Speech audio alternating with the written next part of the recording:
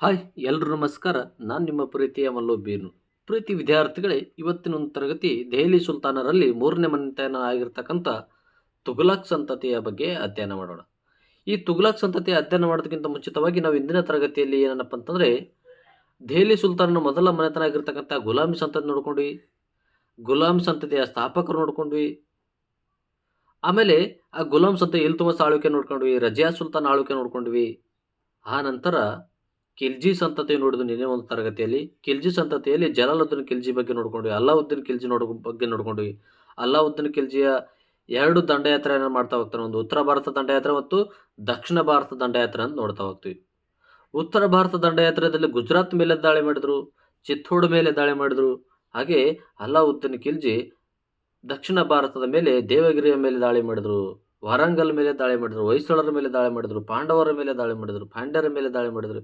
ಹೀಗೆ ದಕ್ಷಿಣ ಭಾರತ ಮತ್ತು ಉತ್ತರ ಭಾರತ ಮೇಲೆ ದಾಳಿ ಮಾಡಿರ್ತಕ್ಕಂಥ ವ್ಯಕ್ತಿ ಅಲ್ಲಾವುದ್ದೀನ್ ಖಿಲ್ಜಿ. ಅದೆಲ್ಲ ನೋಡಿಕೊಂಡು ಇವತ್ತಿನ ಒಂದು ತರಗತಿ ತುಘಲಕ್ ಸಂತತಿಯ ಅಂತ ನೋಡ್ತಾ ಹೋಗ್ತೀವಿ. ಏನಪ್ಪ ಅಂತಂದರೆ ತುಘಲಕ್ ಸಂತತಿ.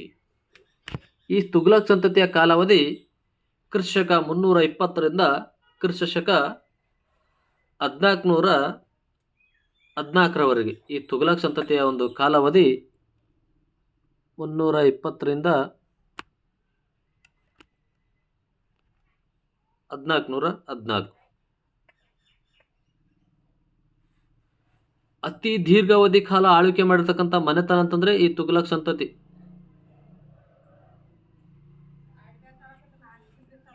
ಅತಿ ದೀರ್ಘಾವಧಿ ಆಳ್ವಿಕೆ ಮಾಡಿರ್ತಕ್ಕಂಥ ಸಂತತಿ ಅಂದ್ರೆ ಈ ತುಘಲಕ್ ಸಂತತಿ. ಸ್ಥಾಪಕರು ಯಾರಂತಂದ್ರೆ ಈ ತುಘಲಕ್ ಸಂತತಿಯ ಸ್ಥಾಪಕರು ಗಿಯಾಸುದ್ದೀನ್ ತುಘಲಕ್ ಅಂತೇಳಿ. ಈತ ಮೊದಲ ಹೆಸರು ಏನಪ್ಪ ಅಂತಂದ್ರೆ ಗಾಜಿ ಮಲ್ಲಿಕ್ ಅಂತೇಳಿ. ಈ ತುಘಲಕ್ ಸಂತತಿಯ ತುಘಲಕ್ ಸಂತತಿಯ ಸ್ಥಾಪಕರು ಏನಂದ್ರಲ್ಲ ಗಿಯಾಸುದ್ದೀನ್ ತುಘಲಕ್, ಈತನ ಮೊದಲ ಹೆಸರು ಏನಪ್ಪ ಅಂತಂದ್ರೆ ಗಾಜಿ ಮಲ್ಲಿಕ್ ಅಂತೇಳಿ.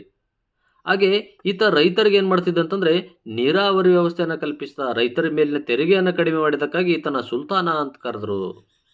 ರೈತರ ಬಗ್ಗೆ ಅಪಾರ ಪ್ರಮಾಣದ ಒಂದು ವಿಶ್ವಾಸವನ್ನು ಹೊಂದಿಕೊಂಡಿದ್ದ ಯಾವುದು ಗಿಯಾಸುದ್ದೀನ್ ಬಲ್ಬನ್. ಯಾಕಂತಂದ್ರೆ ಇದಕ್ಕಿಂತ ಮುಂಚಿತವಾಗಿ ಆಳ್ವಿಕೆ ಮಾಡೋ ರೀತಿನೇ ಬೇರೆ ಬೇರೆ ಇತ್ತು. ಯಾರು ಅಲ್ಲಾವುದ್ದೀನ್ ಖಿಲ್ಜಿ ಆಗಿರ್ಬೋದು, ಜಲಾಲುದ್ದೀನ್ ಖಿಲ್ಜಿ ಆಗಿರ್ಬೋದು, ಇಲ್ತುಮಸ್ ಆಗಿರ್ಬೋದು, ರಜಿಯಾ ಸುಲ್ತಾನ್ ಆಗಿರ್ಬೋದು. ರಜಿಯಾ ಸುಲ್ತಾನ್ ತಮ್ಮೂರಿಂದ ತಮ್ಮ ಮುಸ್ಲಿಂ ಜನಾಂಗರನ್ನು ವಿರುದ್ಧವಾಗಿ ಆಳ್ವಿಕೆ ಮಾಡಿಕೊಂಡ್ಲು.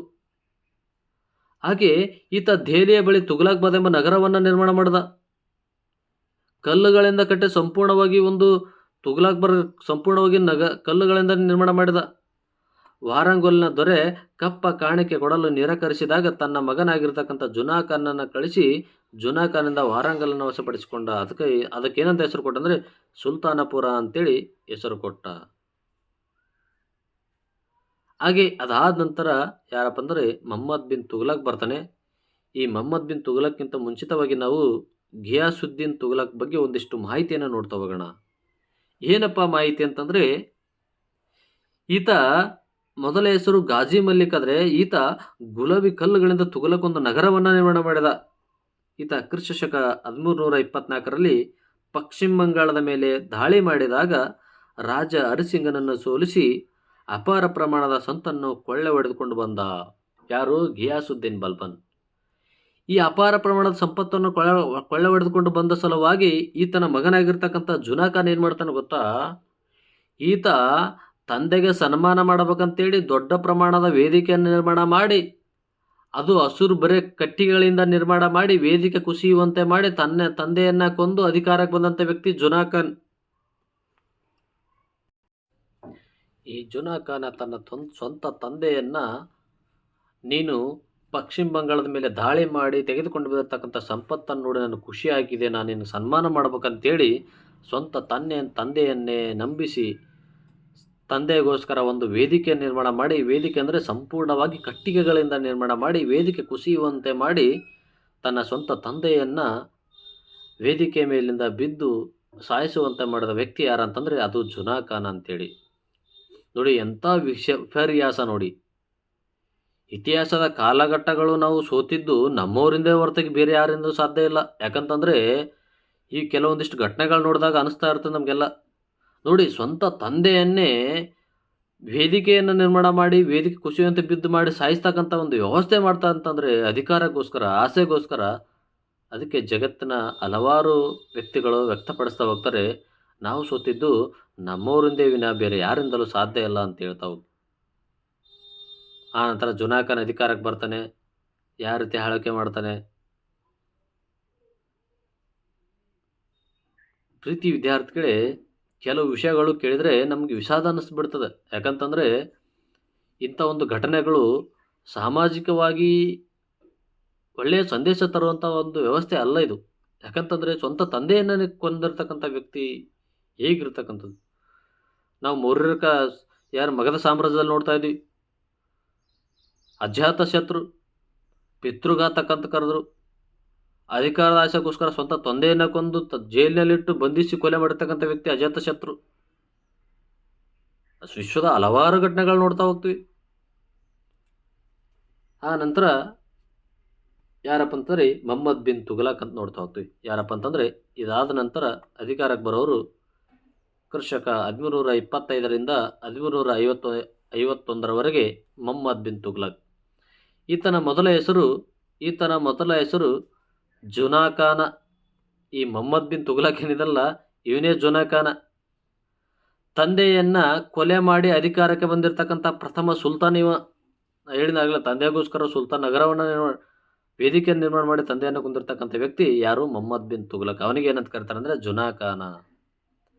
ಈತನ ಚಿಕ್ಕವನಿದ್ದಾಗಲೇ ಎಲ್ಲ ವಿಷಯಗಳ ಪಾಂಡಿತ್ಯ ಹೊಂದಿದ್ರು. ಆದರೆ ಈತ ಹಾಕಿಕೊಂಡಿರ್ತಕ್ಕಂಥ ಎಲ್ಲ ಯೋಜನೆಗಳು ಏನು ಮಾಡ್ತಿದ್ವು ಅಂತಂದರೆ ವಿಫಲವಂತ ಇದ್ವು. ಯಾಕಂತಂದರೆ ಈತನ ಯೋಜನೆಗಳು ಆ ರೀತಿ ನಡ್ತಾ ಇದ್ವು. ಈತ ಹುಚ್ಚುಚ್ಚಾದ ಯೋಜನೆಗಳನ್ನು ಜಾರಿ ತರ್ತಾ ಇದ್ದ. ರಾಜ್ಯಕ್ಕೆ ಸಂಬಂಧ ಇಲ್ಲದ ವಿಷಯಗಳ ಬಗ್ಗೆ ಮಾತಾಡ್ತಾ ಇದ್ದ. ರಾಜ್ಯದ ವ್ಯವಸ್ಥೆ ಬಗ್ಗೆ ಬೇರೆ ಬೇರೆ ವಿಚಾರಗಳನ್ನ ಮಾತಾಡ್ತಾ ಇದ್ದ. ಅದಕ್ಕಾಗಿ ಈತನನ್ನು ಹುಚ್ಚು ದೊರೆ ಅಂತ ಕರೆದ್ರು. ಏನಂತ ಕರೆದ್ರೆ ಹುಚ್ಚು ದೊರೆ ಅಂತ ಕರೆದ್ರು. ಆ ನಂತರ ಈ ಮೊಹಮ್ಮದ್ ಬಿನ್ ತುಘಲಕನ ಒಂದು ಯೋಜನೆಗಳು ನೋಡ್ತಾ ಹೋಗೋಣ. ಈ ಮೊಹಮ್ಮದ್ ಬಿನ್ ತುಘಲಕನ ಒಂದು ಯೋಜನೆಗಳು ನೋಡ್ತಾ ಹೋದಂತೆಲ್ಲ ನೋಡಿ, ಮೊದಲನೇದಾಗಿ ರಾಜಧಾನಿಯನ್ನು ಬದಲಾವಣೆ ಮಾಡ್ತಾನೆ, ರಾಜಧಾನಿಯನ್ನು ವರ್ಗಾವಣೆ ಮಾಡ್ತಾನೆ. ಯಾವ ರೀತಿ ವರ್ಗಾವಣೆ ಮಾಡ್ತಾನೆ? ತನ್ನ ರಾಜಧಾನಿಯನ್ನು ಕೃಷಕ 1326ರಲ್ಲಿ ರಾಜಧಾನಿಯ ಆಡಳಿತ ಕೇಂದ್ರದಲ್ಲಿದ್ದರೆ ಉತ್ತಮ ಮತ್ತು ಮಂಗೋಲರ ಕೆಲವು ದಾಳಿಗಳು ಮಾಡ್ತಾ ಇರ್ತಾರೆ. ಮಂಗೋಲರು ಏನು ಮಾಡ್ತಾರೆ ಅಂತಂದರೆ ಈ ದೆಹಲಿ ಮೇಲೆ ಹಲವಾರು ಬಾರಿ ದಾಳಿಗಳನ್ನು ಮಾಡ್ತಾ ಇರ್ತಾರೆ. ಅವರುಗಳಿಂದ ತಪ್ಪಿಸ್ಕೊಳ್ಳಲು ಏನು ಮಾಡ್ತಾನೆ ಗೊತ್ತಾ? ದೆಹಲಿಯಿಂದ ದೇವಗಿರಿಗೆ ನೋಡಿ, ದೆಹಲಿಯಿಂದ ಮಹಾರಾಷ್ಟ್ರದಲ್ಲಿರ್ತಕ್ಕಂಥ ದೇವಗಿರಿಗೆ ತನ್ನ ರಾಜಧಾನಿಯನ್ನು ವರ್ಗಾವಣೆ ಮಾಡಿದ. ಅದಕ್ಕೆ ದೇವಗಿರಿಗೆ ದೌಲತಾಬಾದ್ ಎಂದು ನಾಮಕರಣ ಮಾಡಿದ.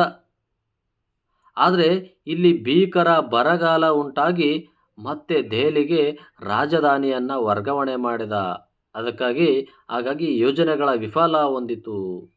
ಏನು ಮಾಡ್ತಂತಂದರೆ ಹಲವಾರು ಸಂಪತ್ತನ್ನು ತೆಗೆದುಕೊಂಡು ದೆಹಲಿಯಿಂದ ದೇವಗಿರಿಗೆ ಬರ್ತಾನೆ.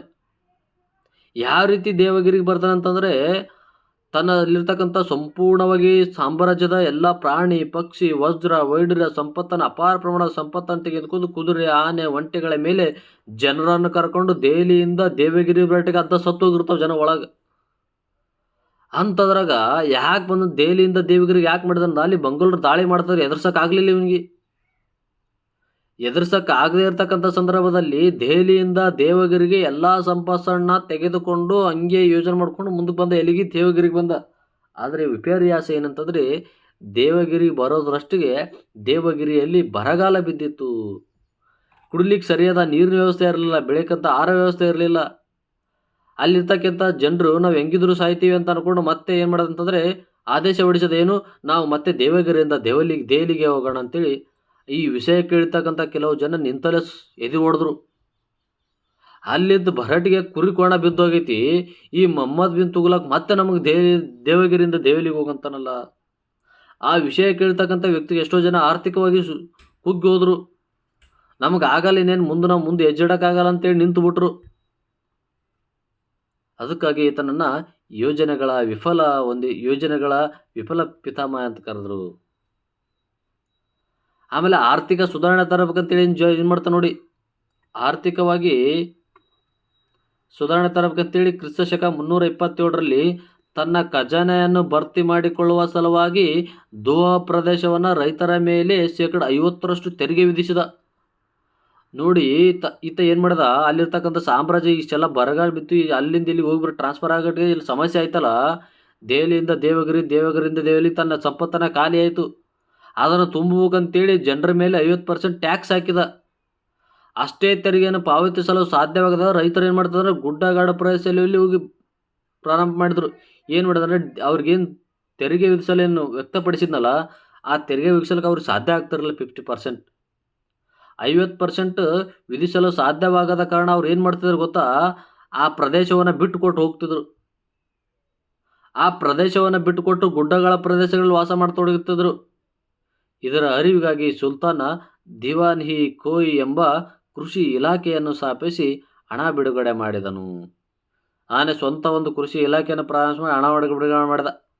ಈ ಹಣವನ್ನು ರೈತರಿಗೆ ನೇರವಾಗಿ ತಲುಪದೆ ಯೋಜನೆ ವಿಫಲವಾಯಿತು. ಅವು ಏನು ಮಾಡ್ತಾನೆ, ಎಲ್ಲ ಯೋಜನೆಗಳು ಕೆಟ್ಟಾಗವು. ಆಲ್ರೆಡಿ ಜನ ಊರು ಬಿಟ್ಟು ಹೋಗಿ ಬೇರೆ ಕಡೆ ಬರಗಾಲದಾಗ ಗುಡ್ಡಗಾಡ ಪ್ರದೇಶ ಕೂತು ವಾಸ ಮಾಡಕತ್ತಾರ. ಹೋಗಿ ಹಣ ತಲುಪಲತ್ತೇಳಿ ಇಲ್ಲಿ ಊರಾಗ ಸ್ಥಾಪನೆ ಮಾಡಿದಾರ. ಜನರು ಎಲ್ಲಿರ್ತಾರ, ಅವ್ರಿಗೆ ಹೋಗಿ ಕಷ್ಟ ಸುಖ ಕೇಳಿ ಹಿಂಗೆ ಮಾಡಪ್ಪ ಅಂತ ಹೇಳಿದ್ರೆ ಅದೊಂದು ಯೋಜನೆ ಇರ್ತದೆ. ಆಲ್ರೆಡಿ ನಾವು ತೆರಿಗೆ ಕಟ್ರ ಅಂತೇಳಿ ಊರು ಬಿಟ್ಟು ಓಡಿಸಿ ಆಮೇಲೆ ನಾವು ಹಣ ಇದು ಮಾಡ್ತಾರೆ ಅಂತೇಳಿ ಇಲಾಖೆಗಳು ಸ್ಥಾಪನೆ ಮಾಡಿದ್ರೆ ಅಲ್ಲಿ ಯಾರು ಬರ್ಬೇಕು ಕೆಲಸ ಮಾಡಕ್ಕೆ? ಇಂಥ ಒಂದು ರಾಜ್ಯದ ವ್ಯವಸ್ಥೆ, ಆರ್ಥಿಕ ವ್ಯವಸ್ಥೆ ನೋಡ್ಕೊಂಡಂಥ ವ್ಯಕ್ತಿ ಯಾರಂದರೆ ಮೊಹಮ್ಮದ್ ಬಿನ್ ತುಘಲಕ್. ಆಮೇಲೆ ನಾಣ್ಯಗಳ ಸುಧಾರಣೆ ತರಬೇಕಂತೇಳಿ ಪ್ಲ್ಯಾನ್ ಮಾಡಿದ.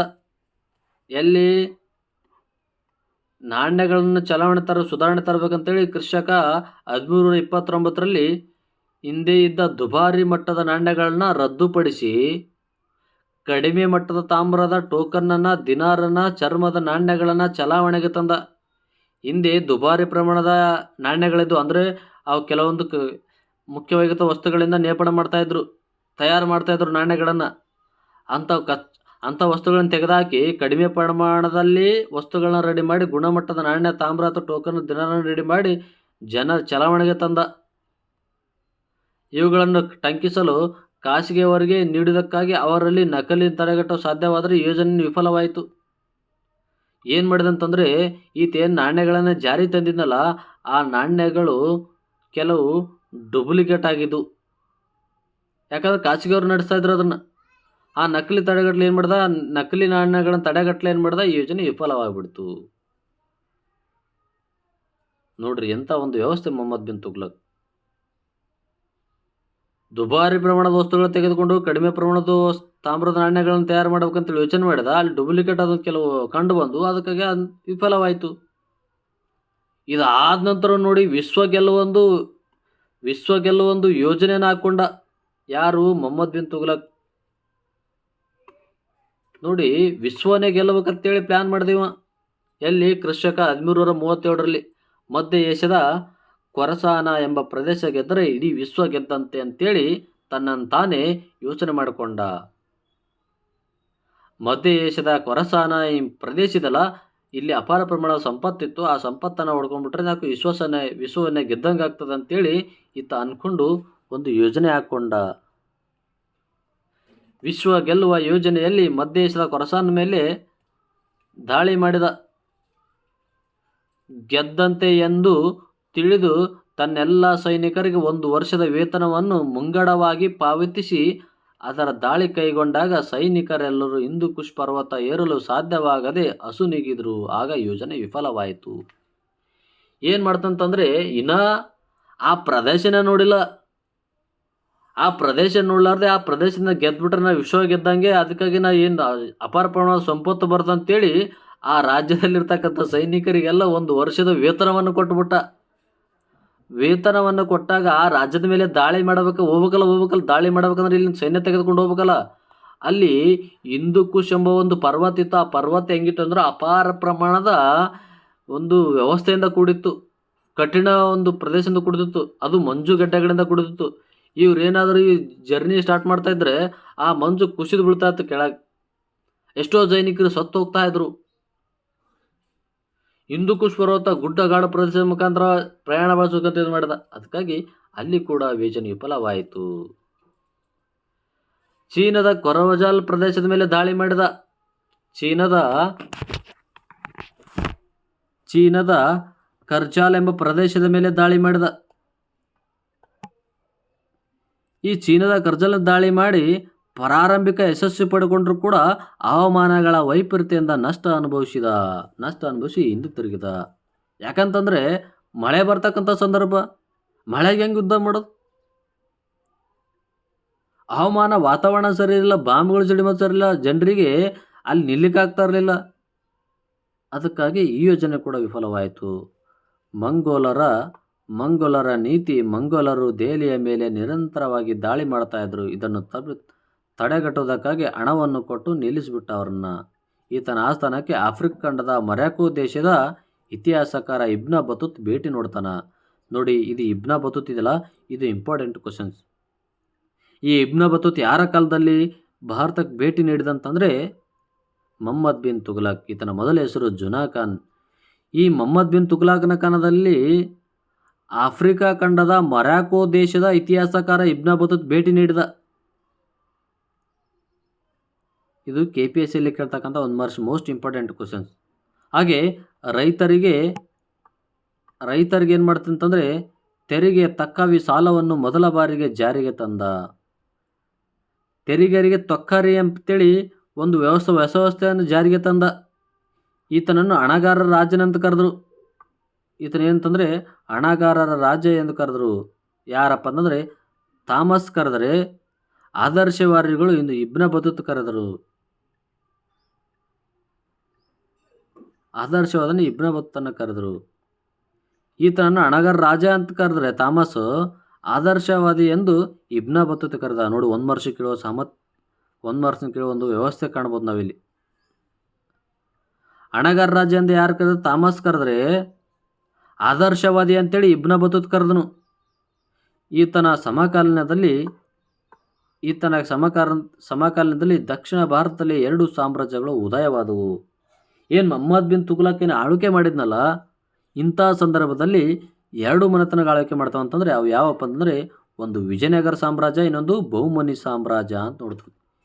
ವಿಜಯನಗರ ಸಾಮ್ರಾಜ್ಯ 1336ರಲ್ಲಿ ಸಾಮ್ರಾಜ್ಯ ತಾಳಿದರೆ ಬಹುಮನಿ ಸಾಮ್ರಾಜ್ಯ 1347ರಲ್ಲಿ ಆರಂಭವಾಯಿತು ಅಂತ ನೋಡ್ತಾ ಹೋಗ್ತೀವಿ. ಜಿಯಾವುದ್ದೀನ್ ಬರ್ನಿ ವ್ಯಕ್ತಪಡಿಸ್ತಾ ಹೋಗ್ತಾನೆ. ಏನು ಗೊತ್ತಾ, ದೆಹಲಿಯಲ್ಲಿ ದಿವಿಗೆಯನ್ನು ಹಿಡಿದುಕೊಂಡು ಅಡ್ಡಾಡಿದರೂ ಒಂದು ಬೆಕ್ಕು ಅಥವಾ ನಾಯಿ ಸುಳಿವು ಇರಲಿಲ್ಲ ಅಂತೇಳಿ ಯಾರು? ಜಿಯಾವುದ್ದೀನ್ ಬರ್ಮಿ ಹೇಳ್ತಾನೆ. ಏನಂತ ಹೇಳ್ತಾನೆ ನೋಡಿ, ಜಿಯಾವುದ್ದೀನ್ ಬರ್ಮಿ ಏನು ಹೇಳ್ತಾನೆ ಗೊತ್ತಾ? ಈ ಮೊಹಮ್ಮದ್ ಬಿನ್ ತುಘಲಕನ ಒಂದು ಆಡಳಿತ ನೋಡಿರ್ತಕ್ಕಂಥ ಜಿಯಾವುದ್ದೀನ್ ಬರ್ಮಿ ಏನು ಹೇಳ್ತಾನೆ ಗೊತ್ತಾ? ದೆಹಲಿಯನ್ನು ಒಂದು ಬೆಂಕಿಯ ಒಂದು ಕಟ್ಟಿಗೆಯನ್ನು ಹಿಡಿದುಕೊಂಡು ಮೂಲಿ ಹಿಡ್ಕೊಂಡ್ರೆ ಒಂದು ಬೆಕ್ಕು ಒಂದು ನಾಯಿ ಸಿಗಲಿಲ್ಲ ಅಂತ. ಹಂಗೆ ತೆಗೆದುಕೊಂಡು ಹೋಗಿದ್ದಂತೆ ಯಾರು? ಮೊಹಮ್ಮದ್ ಬಿನ್ ತುಘಲಕ್ ದೆಹಲಿಯಿಂದ ದೇವಗಿರಿಗೆ ತನ್ನೆಲ್ಲ ಸಂಪತ್ತನ್ನು ತೆಗೆದುಕೊಂಡು ಹೋಗಿದ್ದಂತ ಆನೆ ಮುಖಾಂತರ, ಕುದುರೆಗಳ ಮುಖಾಂತರ. ನೋಡಿ, ಇಲ್ಲಿ 3 ಕ್ವಶನ್ಸ್ ಅಪ್ಲೈ ಆಗೋದು. ಒಂದು, ಜಿಯಾವುದ್ದೀನ್ ಬರ್ನಿಯ ಪ್ರಕಾರ ಏನಂತ ಹೇಳಿದ್ರೆ ಅಂತೇಳಿ ಕ್ವಶನ್ ಕೇಳ್ಬೋದು. ಆಮೇಲೆ ಹಣಗಾರ ರಾಜ ಅಂತ ಯಾರು ಕರೆದ್ರು ಅಂತ ಕೇಳ್ಬೋದು. ಆದರ್ಶವಾದಿ ಅಂತ ಯಾರು ಕರೆದ್ರು ಅಂತ ಕೇಳ್ಬೋದು. ಆಮೇಲೆ ಈ ಮೊಹಮ್ಮದ್ ಬಿನ್ ತುಘಲಕನ ಕಾಲದಲ್ಲಿ ಯಾರು ಭೇಟಿ ಕೊಟ್ಟರು ಅಂತ ಕೇಳ್ಬೋದು. ಇವೆಲ್ಲ ಮೋಸ್ಟ್ ಇಂಪಾರ್ಟೆಂಟ್ ಕ್ವಶನ್ಸ್. ಇವೆಲ್ಲ PCPS ಆಗಿ ಕೇಳ್ತಕ್ಕಂಥ ಕ್ವಶನ್ಸ್ಗಳು, PCಯಲ್ಲಿ ಅತಿ ಹೆಚ್ಚು ಬಾರಿ ಕೇಳ್ತಕ್ಕಂಥ ಕ್ವಶನ್ಸ್ಗಳು. ಈ ಮೊಹಮ್ಮದ್ ಬಿನ್ ತುಘಲಕನ ನಂತರ ಅಧಿಕಾರಕ್ಕೆ ಬರೋರು ಫಿರೋಜ್ ಶಾ ತುಘಲಕ್ ಅಂತೇಳಿ. ಯಾರಪ್ಪ ಅಂತಂದರೆ ಫಿರೋಜ್ ಶಾ ತುಘಲಕ್. ಈತ ಪ್ರಮುಖ ಸುಲ್ತಾನ. ಈತ ಪ್ರಮುಖ ಸುಲ್ತಾನ, ಆದರೆ ಹಿಂದೂ ವಿರೋಧಿ ನೀತಿಯನ್ನು ಅನುಸರಿಸುತ್ತಿದ್ದ ಎಂಬ ಮೊದಲ ಸುಲ್ತಾನ ಈತ. ಹಿಂದೂ ವಿರೋಧಿ ನೀತಿ ಅಂದ್ರೇನು? ಯಾಕೆ ಈ ವ್ಯವಸ್ಥೆಯನ್ನು ವಿರೋಧ ಮಾಡ್ತಿದ್ದ ಅಂದರೆ, ಹಿಂದೂಗಳು ಯಾರಾದರೂ ಒಂದು ಯೋಜನೆ ತಂದರೆ ಅದನ್ನು ವಿರೋಧ ಮಾಡ್ತಕ್ಕಂಥ ನೀತಿ ಅನುಸರಿಸ್ತಾ ಇದ್ದ. ಯಾರಂತಂದರೆ ಈ ಫಿರೋಜ್ ಶಾ ತುಘಲಕ್. ಈತನ ಕಾಲಾವಧಿ ಕ್ರಿಸ್ತಕ 1351ರಿಂದ 1380. ಈತ ನ್ಯಾಯಕ್ಕಾಗಿ ಕೊಲ್ಲುವುದನ್ನು ತಪ್ಪಿಸಲು, ಇತರರಿಗೆ ಚಿತ್ರಹಿಂಸೆಯನ್ನು ತಪ್ಪಿಸಲು ದೇವರು ಸೃಷ್ಟಿಸಿದನೆಂದು ಹೇಳುತ್ತಿದ್ದನು. ಈತ ಏನು ಮಾಡ್ತಿದ್ದಂದರೆ ಅನ್ಯಾಯಕ್ಕಾಗಿ ಕೊಲ್ಲುವುದನ್ನು ತಪ್ಪಿಸಲು, ಇತರರಿಗೆ ಚಿತ್ರಹಿಂಸೆಯನ್ನು ತಪ್ಪಿಸಲು ದೇವರು ನನ್ನನ್ನು ಸೃಷ್ಟಿಸಿದನೆಂದು ತಾನೇ ಹೇಳ್ಕೊಳ್ತಾ ಇದ್ದ.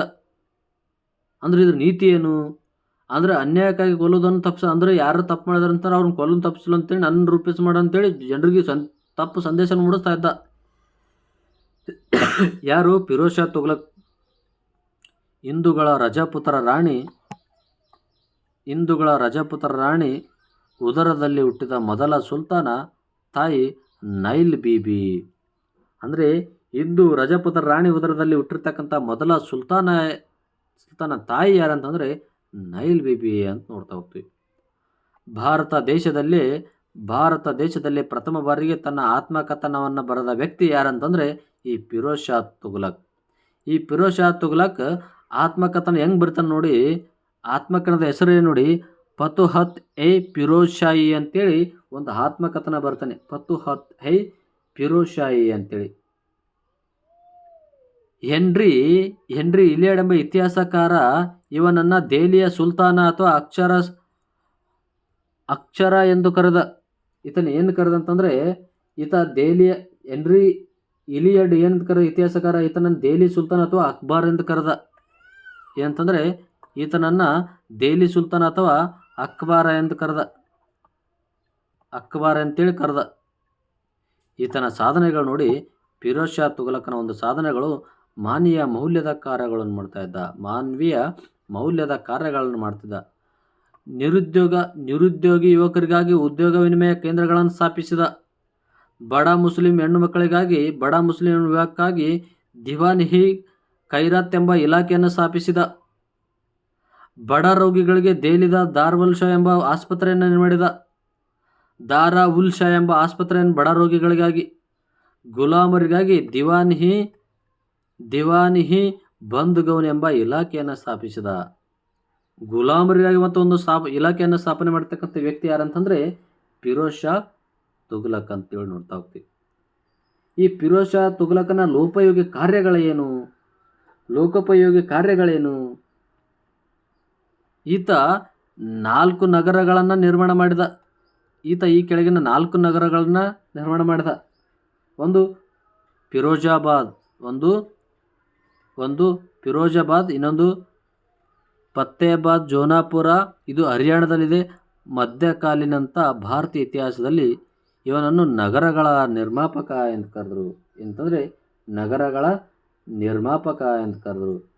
ನೋಡಿ, ಈತ ಏನಪ್ಪ ಅಂತಂದರೆ 4 ನಗರಗಳನ್ನು ನಿರ್ಮಾಣ ಮಾಡಿದ. ಯಾವಪ್ಪ ಅಂತಂದರೆ ಒಂದು ಫಿರೋಜಾಬಾದ್, ಒಂದು ಫತ್ತೇಬಾದ್, ಒಂದು ಜೋನಾಪುರ, ಒಂದು ಹಿಸ್ಸಾರ ಅಂತೇಳಿ ಒಟ್ಟು 4 ನಗರಗಳನ್ನು ಜಾರಿಗೆ ತಂದಿರತಕ್ಕಂಥ ನಗರಗಳನ್ನು ನಿರ್ಮಾಣ ಮಾಡಿರ್ತಕ್ಕಂಥ ವ್ಯಕ್ತಿ ಯಾರಂತಂದರೆ ಈ ಫಿರೋಜ್ ಶಾ ತುಘಲಕ್ ಅಂತ ನೋಡ್ತಾ ಹೋಗ್ತೀವಿ. ದೆಹಲಿಯ ಪಕ್ಕದಲ್ಲಿ 200 ಉದ್ಯಾನವನಗಳನ್ನು ನಿರ್ಮಿಸಿದ ವ್ಯಕ್ತಿ ಫಿರೋಜ್ ಶಾ ತುಘಲಕ್. ದೆಹಲಿಯ ಪಕ್ಕದಲ್ಲಿ 200 ಉದ್ಯಾನಗಳನ್ನು ನಿರ್ಮಾಣ ಮಾಡಿದ. ಆಮೇಲೆ ಕೌಶಂಬಿಯಿಂದ ಅಲಹಾಬಾದ್ಗೆ ಸಮುದ್ರಗುಪ್ತನ ಶಾಸನಗಳನ್ನು ಸ್ಥಳಾಂತರಿಸಿದ. ಕೌಶಂಬಿ ಉತ್ತರ ಪ್ರದೇಶದಿಂದ ಅಲಹಾಬಾದ್ವರೆಗೆ ತನ್ನ ಸಮುದ್ರಗುಪ್ತನ ಶಾಸನಗಳನ್ನು ಸ್ಥಳಾಂತರಿಸಿದ.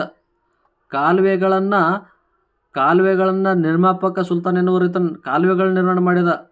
ಆಮೇಲೆ ಕಂದಾಯ ಕಾರ್ಯಗಳನ್ನು ಜಾರಿಗೆ ತಂದ. 4 ರೀತಿಯ ಕಂದಾಯ ಜಾರಿಗೆ ತಂದ. 4 ರೀತಿಯ ಕಂದಾಯ ಅಂತಂದರೆ ಒಂದು ಕಮ್ಸ್. ಇದೇನಪ್ಪ ಕಮ್ಸ್ ಅಂದರೆ ಏನಪ್ಪ ಅಂತಂದರೆ ಯುದ್ಧದ ಮೇಲಿನ ಒಂದು ತೆರಿಗೆ. ಆಮೇಲೆ ಖರಾಜ್ ಎಂಬ ಪದ್ಧತಿಯನ್ನು ಜಾರಿಗೆ ತಂದ. ಆಮೇಲೆ ಜೆ ಎಂಬ ಪದ್ಧತಿಯನ್ನು ಜಾರಿಗೆ ತಂದ. ಜಕಾತ್ ಎಂಬ ಪದ್ಧತಿಯನ್ನು ಜಾರಿಗೆ ತಂದ. ಹೀಗೆ 4 ರೀತಿಯ ಕಂದಾಯ ಇಲಾಖೆಗಳನ್ನು ಜಾರಿಗೆ ತಂದತಕ್ಕಂಥ ವ್ಯಕ್ತಿ ಯಾರಂತಂದರೆ ಈ ಮೊಹಮ್ಮದ್ ಬಿನ್ ತುಘಲಕ್. ನೋಡಿ, ಜಕಾತ್ ಅನ್ನು ಜಾರಿಗೆ ತಂದ. ಈ ಜಕಾತ್ ಅಂದರೆ ಏನು ಗೊತ್ತಾ? ಮುಸ್ಲಿಮರ ಮೇಲೆ ಇರತಕ್ಕಂಥ ಒಂದು ಪದ್ಧತಿ. ಜಿ ಅಂದರೆ ಹಿಂದೂಗಳ ಮೇಲೆ ಇರತಕ್ಕಂಥ ಒಂದು ತೆರಿಗೆ. ಇನ್ನೊಂದು ಜಾರಿಗೆ ತರ್ತಾನೆ ಅಂತಂದರೆ ಭೂಮಿಯ ಮೇಲಿನ ತೆರಿಗೆ ಅಂದರೆ ಖರಾಜ್ ಅಂತೇಳಿ. ಈ ಭೂಮಿಯ ಮೇಲಿನ ತೆರಿಗೆ ಇದಿಲ್ಲ, ಇದು ಖರಾಜ್ ಅಂತೇಳಿ. ಇದು ಭೂಮಿಯ ಮೇಲಿನ ತೆರಿಗೆ ಜಾರಿ ತಂದತಕ್ಕಂಥ ಒಂದು ವ್ಯವಸ್ಥೆ. ಒಂದು ಜಿ ಅಂದರೆ ಹಿಂದೂಗಳ ಮೇಲಿನ ತೆರಿಗೆ, ಜಕಾತ್ ಅಂದರೆ ಮುಸ್ಲಿಮರ ಮೇಲಿನ ತೆರಿಗೆ, ಈ ಕಮ್ಸ್ ಅಂತಂದರೆ ಯುದ್ಧದ ಮೇಲಿನ ತೆರಿಗೆ. ಒಂದು 4 ಕಂದಾಯಗಳನ್ನು ಜಾರಿಗೆ ತಂದಿದ್ದ ವ್ಯಕ್ತಿ ಯಾರಂತಂದರೆ ಈ ಫಿರೋಜ್ ಶಾ ತುಘಲಕ್ ಅಂತ ನೋಡ್ತಾ ಹೋಗ್ತೀವಿ. ಅಸ್ಟಾನಿ ಎಂಬ ನಾಣ್ಯಗಳನ್ನು ಜಾರಿಗೆ ತಂದ. ತನ್ನ ಕಾಲದಲ್ಲಿ ನಾಣ್ಯಗಳ ಮೇಲೆ ಸುಲ್ತಾನರ ಖಲೀಫರ ಬಲಗೈ ಎಂದು ಮುದ್ರಿಸಿದ. ಅಷ್ಟಾಲ ಇಲಾಖೆಗಳನ್ನು ಜಾರಿಗೆ ತಂದು ಆ ಇಲಾಖೆಗಳಿಗೆ ತನ್ನದೇ ಆದ ಒಂದು ವ್ಯವಸ್ಥೆಯನ್ನು ಮಾಡಿಕೊಂಡ. ಅಷ್ಟಾನಿ ಎಂಬ ನಾಣ್ಯಗಳನ್ನು ಜಾರಿಗೆ ತಂದು ತನ್ನ ಕಾಲದ ನಾಣ್ಯಗಳ ಮೇಲೆ ಸುಲ್ತಾನ ಖಲೀಫರ ಬಲಗೈಯನ್ನು ಸೇರಿಸಿದ ಅಂಥ ವ್ಯಕ್ತಿ ಯಾರಪ್ಪ ಅಂತಂದರೆ ಫಿರೋಜ್ ಶಾ ತುಘಲಕ್ ಅಂತ ನೋಡ್ತಾ ಹೋಗ್ತೀವಿ. ಅದಾದ ನಂತರ ಶಿಕ್ಷಣ ಮತ್ತು ವಿದ್ವಾಂಸರ ಮೇಲೆ ಯಾವ ರೀತಿ ಆಳ್ವಿಕೆ ಮಾಡ್ತಾನೆ ನೋಡಿ. ಶಿಕ್ಷಣ ಮತ್ತು ವಿದ್ವಾಂಸ ಯಾರು, ಇವರ ಕಾಲದಲ್ಲಿರ್ತಕ್ಕಂಥ ಒಂದು ವ್ಯವಸ್ಥೆ. ವಿದ್ಯಾರ್ಥಿಗಳಿಗೆ ವಿದ್ಯಾರ್ಥಿ ವೇತನವನ್ನು ಕಲ್ಪಿಸಿದ ಪ್ರಥಮ ಸುಲ್ತಾನ ಈತ. ಯಾರು? ಫಿರೋಜ್ ಶಾ ಸುಲ್ತಾನ್. ಈತನ ಆಸ್ಥಾನದಲ್ಲಿ ವಿದ್ವಾಂಸರಿಗೆ ಜಿಯಾವುದ್ದೀನ್ ಬರ್ನಿ, ತಾರಿಕ್ ಎ ಫಿರೋಜ್ ಶಾ ಎಂಬ ಹಾಗೂ ಫತ್ವಾ-ಇ ಜಹಾಂಗೀರ್ ಎಂಬ ಕೃತಿಗಳನ್ನು ರಚಿಸಿದರು.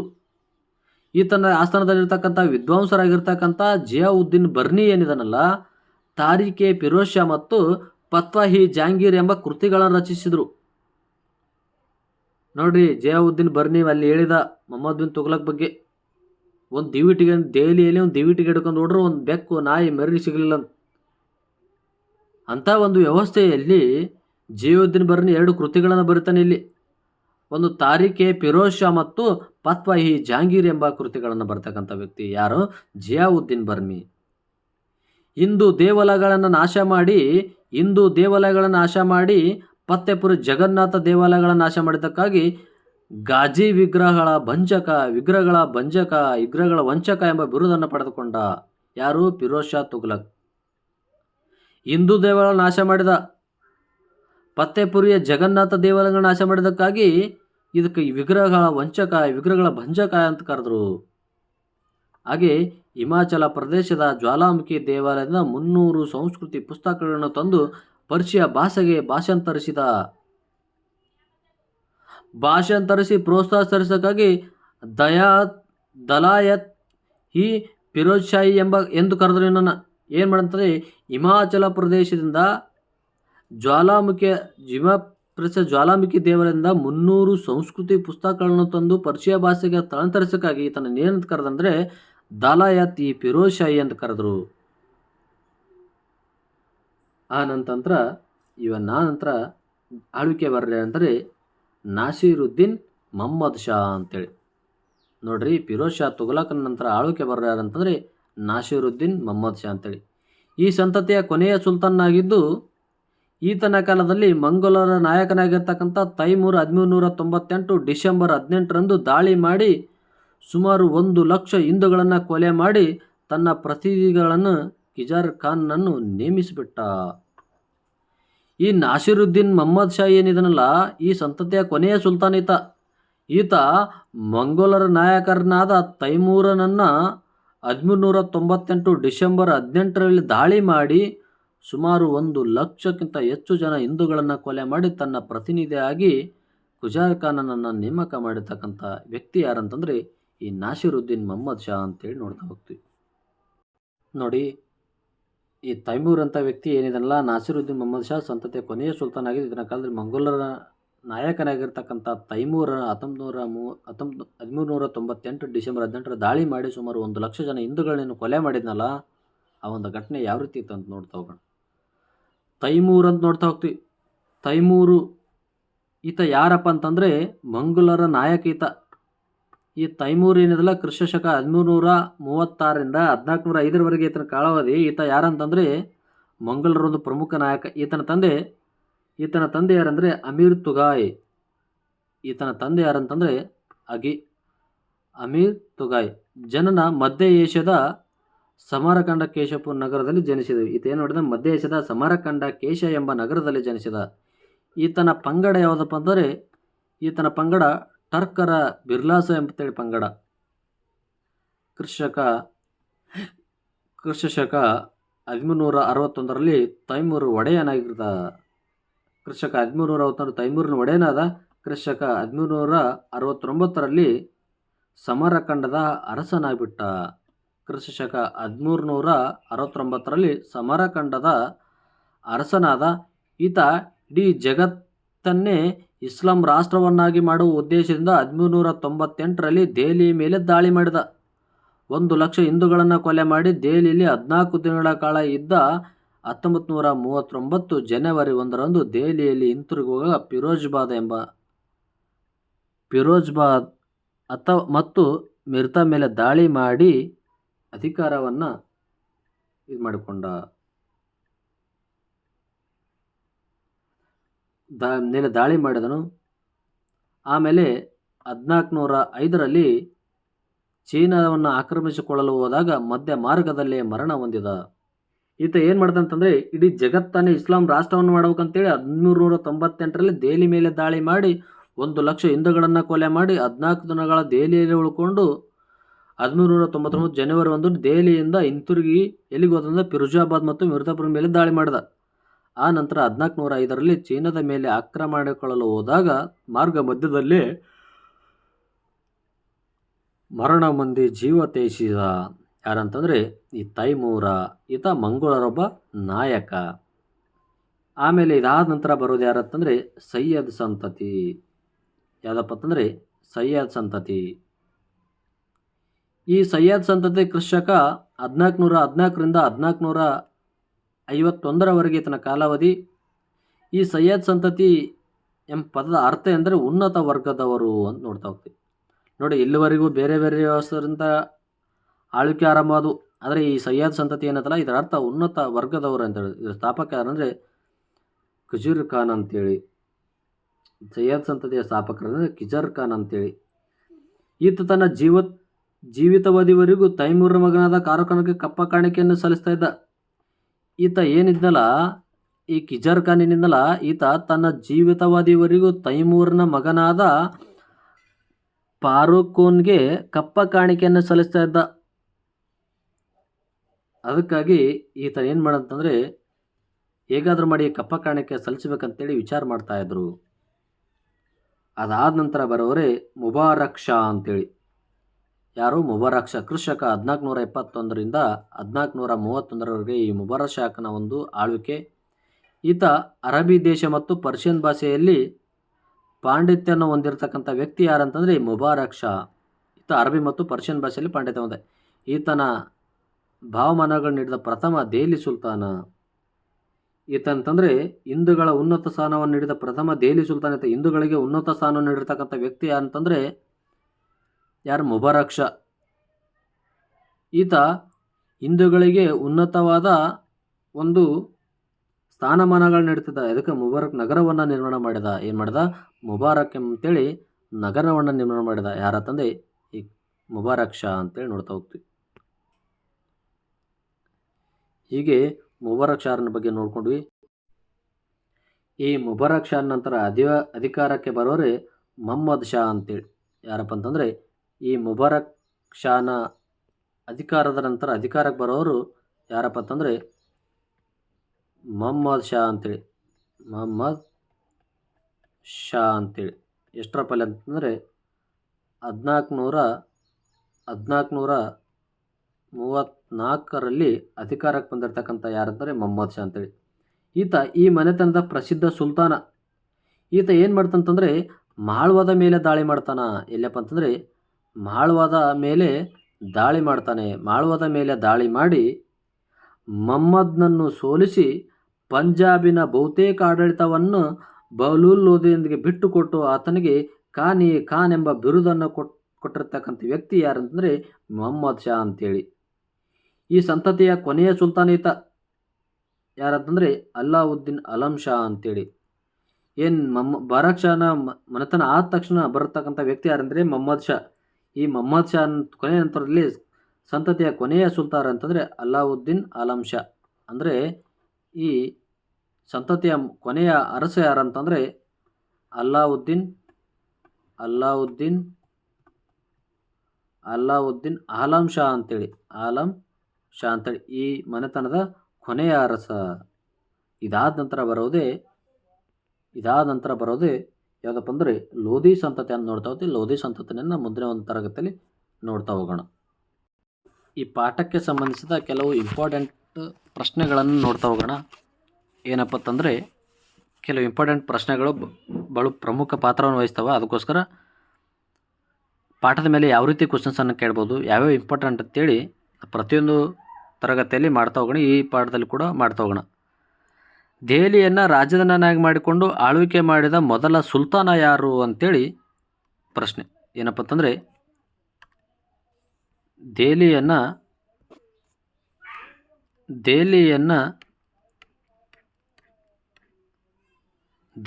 ತನ್ನ ರಾಜಧಾನಿಯಾಗಿ ಮಾಡಿಕೊಂಡು ಆಳ್ವಿಕೆ ಮಾಡಿದ ಮೊದಲ ಸುಲ್ತಾನ ಯಾರು ಅಂತೇಳಿ ಪ್ರಶ್ನೆ ಬಂದಾಗ ಉತ್ತರ ಯಾರು? ಇಲ್ತುಮಸ್. ನಾ ಹೇಳಿದ ಪಾಠ ಮಾಡಬೇಕಾದ್ರೆ ಹೇಳಿದೆ ನಿಮ್ಗೆ, ಇಲ್ತುಮಸ್ ದೆಹಲಿಯನ್ನು ರಾಜಧಾನಿಯಾಗಿ ಮಾಡಿಕೊಂಡ ಮೊದಲ ಸುಲ್ತಾನ ಅಂತ ನೋಡ್ತಾ ಹೋದ್ವಿ.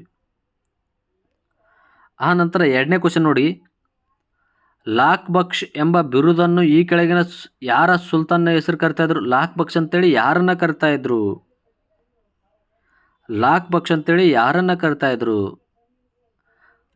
ಕುತುಬುದ್ದೀನ್ ಐಬಕನನ್ನ ಲಾಕ್ ಬಕ್ಷ ಅಂತ ಕರೆದ್ರೆ ಯಾಕ? ನಾಣ್ಯಗಳನ್ನು ಅಥವಾ ಲಕ್ಷಗಟ್ಟಲೆ ಹಣವನ್ನು ದಾನವಾಗಿ ನೀಡ್ತಾ ಇದ್ದ ಕುತುಬುದ್ದೀನ್ ಐಬಕ್, ಅದಕ್ಕಾಗಿ ತನ್ನ ಲಾಕ್ ಬಕ್ಷ ಅಂತ ಕರೆದ್ರು. ಮೂರನೇದಾಗಿ, ಪೋಲ ಅಥವಾ ಚೌಗನ ಆಟ ಆಡೋ ಸಂದರ್ಭದಲ್ಲಿ ಮರಣ ಹೊಂದಿರತಕ್ಕಂಥ ವ್ಯಕ್ತಿ ಯಾರಪ್ಪ ಅಂತಂದರೆ, ಈ ಪೋಲ ಮತ್ತು ಚೌಗನ್ ಎಂಬ ಆಟವನ್ನು ಆಡ್ತಕ್ಕಂಥ ಸಂದರ್ಭದಲ್ಲಿ ಕುದುರೆ ಮೇಲಿಂದ ಜಾರಿ ಬಿದ್ದು ಸತ್ತಾ ಇರ್ತಕ್ಕಂಥ ವ್ಯಕ್ತಿ ಯಾರಪ್ಪ ಅಂತಂದರೆ ಈ ಕುತುಬುದ್ದೀನ್ ಐಬಕ್ನೇ. ಯಾರಪ್ಪ ಅಂದರೆ ಕುತುಬುದ್ದೀನ್ ಐಬಕ್. ಇಲ್ತುಮಸ್ ಪ್ರಾಂತ್ಯವನ್ನು ಈಗೆಂದು ವಿಭಾಗಿಸಿದ್ರು? ಇಲ್ತುಮಸ್ ತನ್ನ ಪ್ರಾಂತ್ಯ ಏನಿದ್ನಲ್ಲ ಯಾವ ರೀತಿ ವಿಭಾಗಿಸಿದ ಅಂತೇಳಿ ಕ್ವಶನ್. ಇಕ್ತಾ ಎಂಬ ಒಂದು ವ್ಯವಸ್ಥೆನ ಇಟ್ಟುಕೊಂಡು ಇಲ್ತುಮಸ್ ಏನು ಮಾಡಿದ ಅಂತಂದರೆ ಇಲ್ತುಮಸ್ ಏನಿಂದ ಆಳ್ವಿಕೆ ಮಾಡ್ತಾ ಇದ್ದ. ದೆಹಲಿಯ ಸುಲ್ತಾನರ ಕಾಲದಲ್ಲಿ ಜಕಾತ್ ಅಂದ್ರೆ ಏನಂತ ಕರ್ತಾ ಇದ್ರು? ಜಕಾತ್ ಅಂತಂದರೆ ಮುಸ್ಲಿಮರ ಮೇಲಿನ ತೆರಿಗೆ. ಇದು ಜಕಾತ್ನ ಹೇಳಿದ 4 ಪದ್ಧತಿಗಳನ್ನು ಜಾರಿ ತಂದು ಹೇಳಿದ್ರಲ್ಲ, ಕಮ್ಸ್, ಜಕಾತ್, ಜಿಜಿಯಾ. ದೆಹಲಿ ಸುಲ್ತಾನ 4 ಪದ್ಧತಿಗಳನ್ನು ಜಾರಿ ತಂದಿರಲ್ಲ. ಜಿಜಿ ಅಂದರೆ ಹಿಂದೂಗಳ ಮೇಲಿನ ತೆರಿಗೆ, ಬುಖಾಂದಾಯ ತೆರಿಗೆ, ಜಕಾತ್ ಅಂದರೆ ಮುಸ್ಲಿಮರ ಮೇಲಿನ ತೆರಿಗೆ, ಆಮೇಲೆ ಕಮ್ಸ್ ಅಂದರೆ ಯುದ್ಧಗಳ ಮೇಲಿನ ತೆರಿಗೆ. 4 ರೀತಿಯ ತೆರಿಗೆಗಳ ಬಗ್ಗೆ ಅಧ್ಯಯನ ಮಾಡಿದ್ವಲ್ಲ ಅಲ್ಲಿ ನೋಡಿ.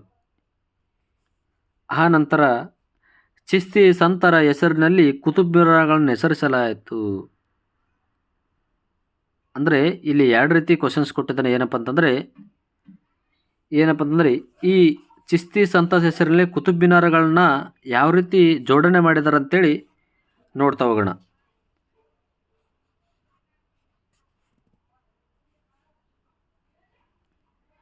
ಈ ಚಿಸ್ತಿ ಹೆಸರಿನಲ್ಲಿ ಕುತುಬ್ ಮಿನಾರ್ಗಳನ್ನು ಯಾರ ಕಾಲದಲ್ಲಿ ವ್ಯವಸ್ಥೆ ಮಾಡ್ತಾ ಇದೆ ಅಂತಂದರೆ ಇಲ್ತುಮಸ್ನ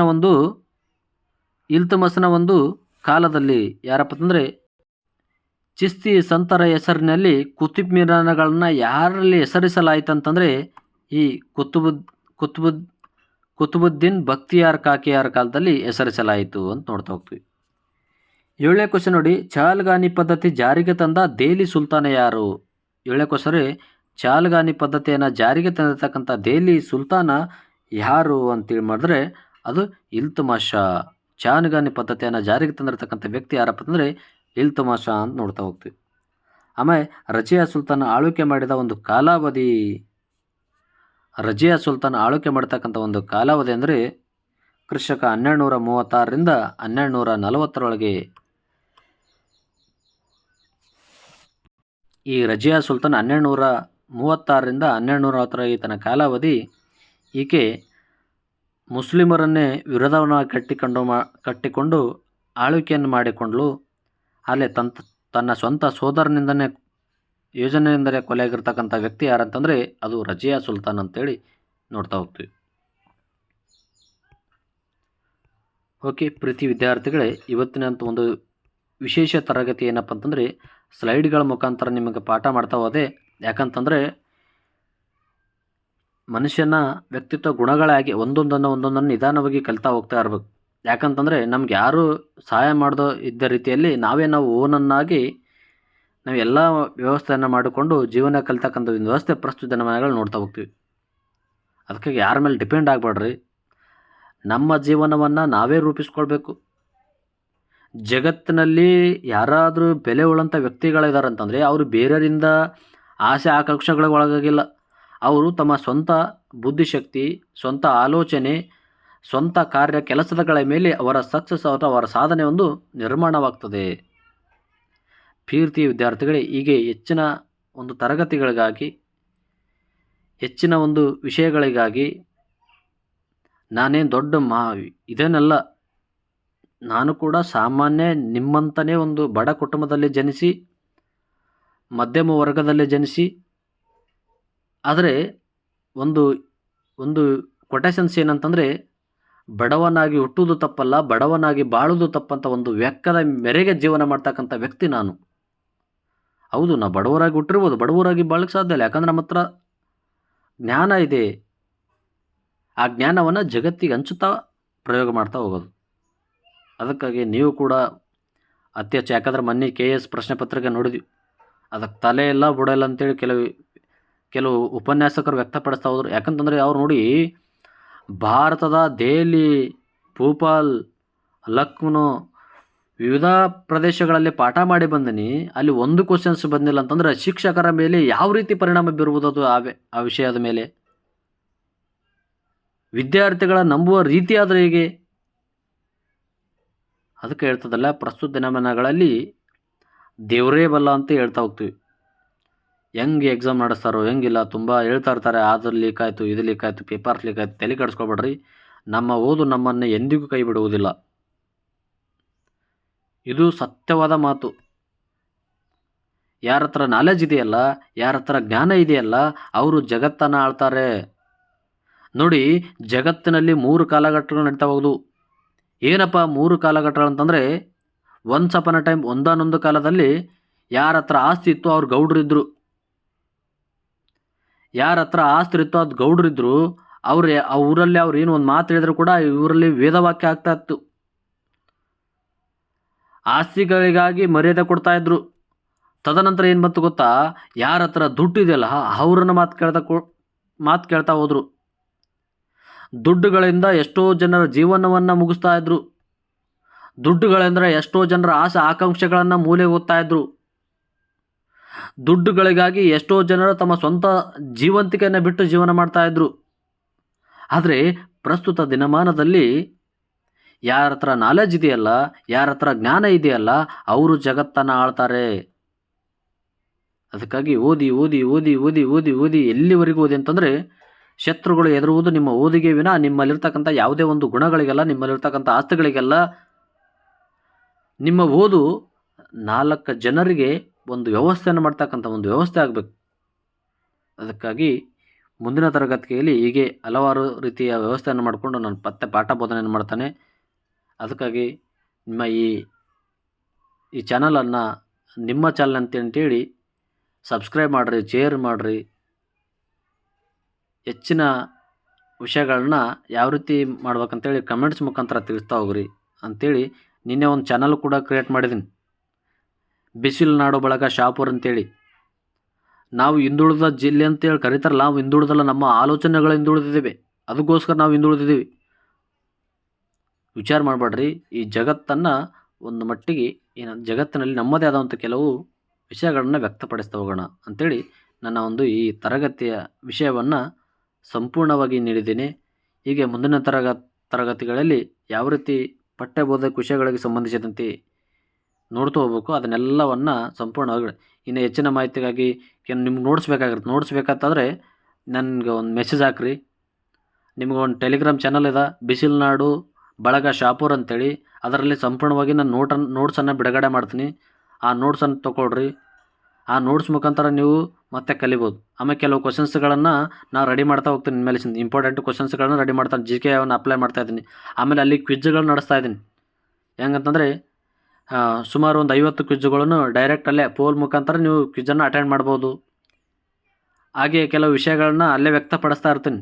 ಯಾವ ರೀತಿ ಕ್ಲಾಸ್ಗಳನ್ನ ನಾನು ತಗೊಳ್ತಾ ಇದ್ದೆ, ಆ ಸ್ಲೈಡ್ಗಳನ್ನ, ಕೆಲವು ಇಂಪಾರ್ಟೆಂಟ್ಸ್ ಕರೆಂಟ್ ಅಫೇರ್ಸನ್ನು, ಈ ಪ್ರಸ್ತುತ ದಿನಗಳಿಗೆ ಸಂಬಂಧಪಟ್ಟಂಥ ಕೆಲವು ಕರೆಂಟ್ ಅಫೇರ್ಸ್ಗಳನ್ನ ಅದರಲ್ಲಿ ಆ್ಯಡ್ ಮಾಡ್ತೀನಿ. ಇಂಪಾರ್ಟೆಂಟ್ ಚೇನ್ ಅದಾವ, GKಗೆ ಸಂಬಂಧಪಟ್ಟಾಗಿರ್ಬೋದು, ಆಮೇಲೆ ಹಿಸ್ಟ್ರಿಗೆ ಸಂಬಂಧಪಟ್ಟದಾಗಿರ್ಬೋದು, ಆಮೇಲೆ ICಗೆ ಸಂಬಂಧಪಟ್ಟದಾಗಿರ್ಬೋದು, ಮ್ಯಾಥಮೆಟಿಕ್ಸ್ ಸಂಬಂಧಪಟ್ಟದಾಗಿರ್ಬೋದು. ಹೀಗೆ ಎಲ್ಲ ವಿಷಯಗಳನ್ನ ಹಾಕ್ತಾ ಇರ್ತೀನಿ. ನಾನು ಈ ಗೌರ್ಮೆಂಟ್ ಹೈಸ್ಕೂಲಲ್ಲಿ ಮ್ಯಾಥಮೆಟಿಕ್ಸ್ ಟೀಚರಾಗಿ ವರ್ಕ್ ಮಾಡ್ತಾಯಿದ್ದೀನಿ. ಮ್ಯಾಥಮೆಟಿಕ್ಸ್ನು ಕೂಡ ನಿಮಗೆ ಒಂದಿಷ್ಟು ಕಾಂಪಿಟೇಟಿವ್ ಸಂಬಂಧಪಟ್ಟಂತೆ ಮ್ಯಾಥಮೆಟಿಕ್ಸ್ ಕ್ಲಾಸ್ ಕೂಡ ಸ್ಟಾರ್ಟ್ ಮಾಡ್ತೀನಿ ನಾನು. ಅದಕ್ಕೋಸ್ಕರ ನಿಮ್ಮ ಹೆಚ್ಚಿನ ವಿಡಿಯೋಗಳಿಗಾಗಿ ಶೇರ್ ಮಾಡಿರಿ, ಸಬ್ಸ್ಕ್ರೈಬ್ ಮಾಡಿರಿ, ಎಲ್ಲ ಗ್ರೂಪ್ಗಳಿಗೆ ಇದು ಮಾಡಿರಿ. ನಿಮ್ಮ ಈ ಚಾನಲನ್ನು ಉನ್ನತ ಮಟ್ಟಕ್ಕೆ ಬೆಳೆಸ್ರಿ ಅಂತೇಳಿ ಈ ಕ್ಲಾಸನ್ನು ಇಲ್ಲಿಗೆ ಮುಗಿಸ್ತಾ ಇದ್ದೀನಿ. ಧನ್ಯವಾದಗಳು. Thank you.